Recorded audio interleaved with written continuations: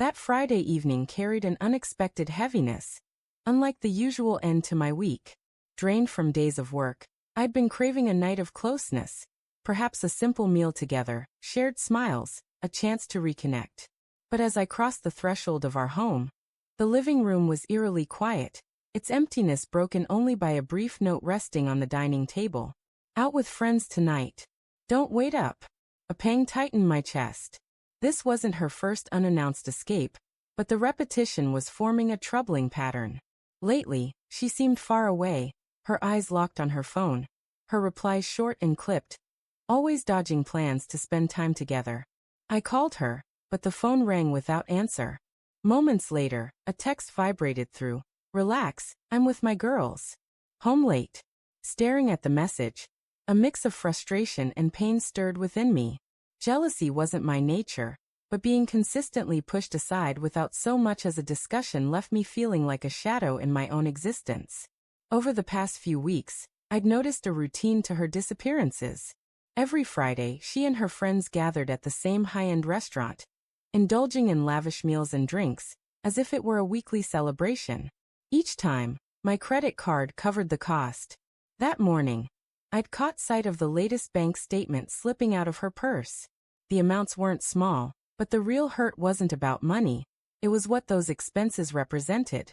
She delighted in the lifestyle my efforts supported, yet showed little interest in sharing it with me. The ache went beyond any financial tally, so when she casually mentioned another evening out, I managed a strained smile and said, "Enjoy yourself."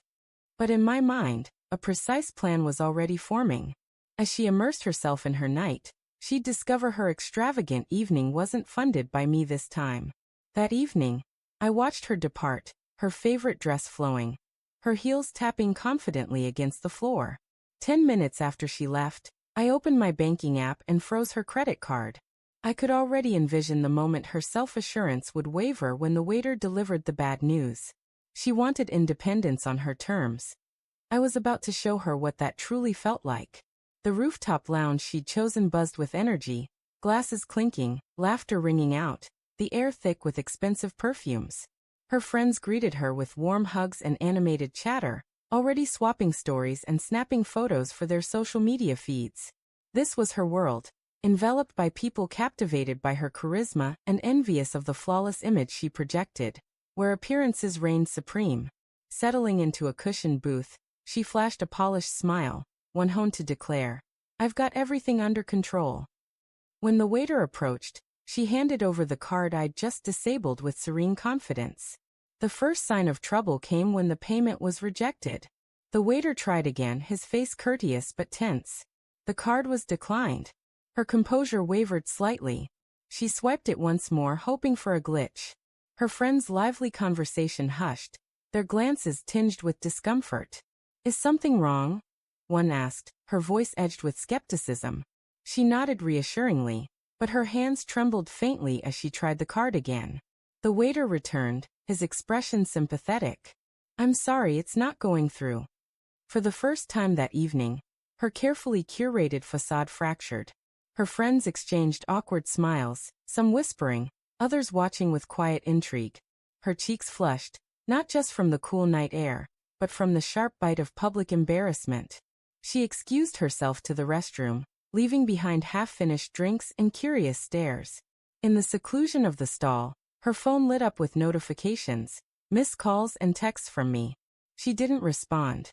I could imagine the anxiety tightening in her chest as she realized I'd severed the financial support she'd relied on, the one that upheld her effortless persona.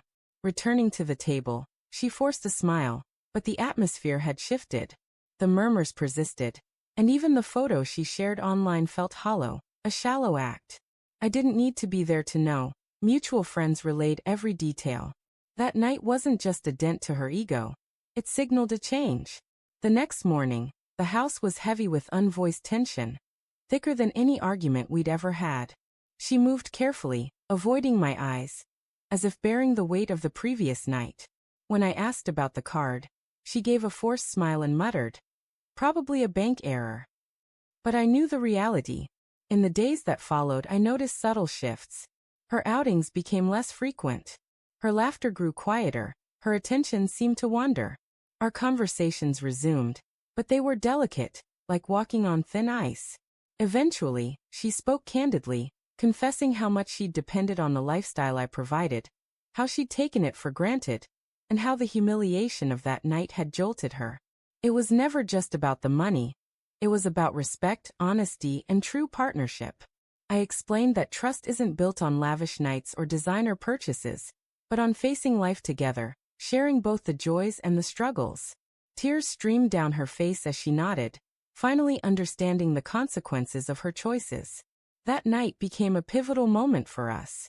It exposed how our comfortable routines had eroded the foundation of our relationship. We chose to rebuild, step by careful step, through open conversations, shared responsibilities, and moments together free of distractions or ulterior motives. I never revealed that I'd frozen the card to test whether she valued our bond beyond its surface. A relationship isn't a prize to show off. It's a commitment that demands care and mutual respect. That night cost us both, but it was a price worth paying to protect what truly mattered. Sometimes, a harsh lesson is the only way to shatter a meticulously crafted illusion. In that moment of humiliation followed by honesty, we found an opportunity to start anew.